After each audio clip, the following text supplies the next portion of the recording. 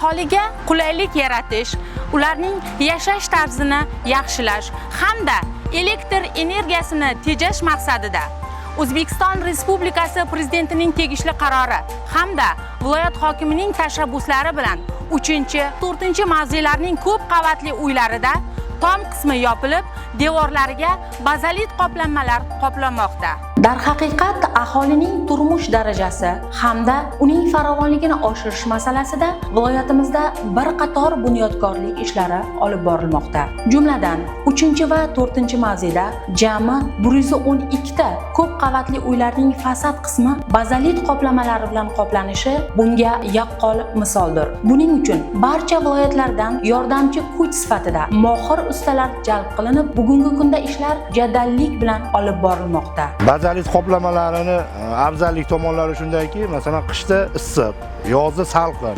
Masalan, qishda isitish bo'yicha, masalan, gazdan ekonom, svetdan ekonom, elektrdan 25-30% issiqlikni o'zida saqlab beradi.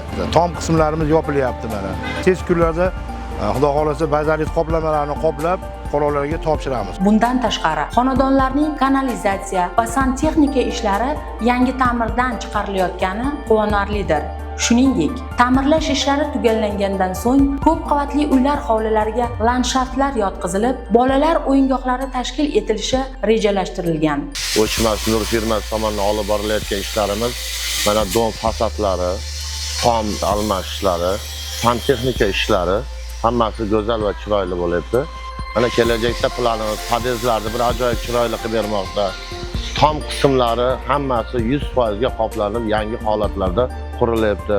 Aholi farzandlar uchun kelajakda mana domni oldiga bolalar o'yingohi, mashinalar qo'yadigan stoyankalar, hammasini go'zal va chiroyli planlarda Xudo xolasa qilamiz. Bunyodkorlik ishlarining barchasi xalq farovonligi va ularning manfaatlari ustun qo'yilayotganidan dalolatdir.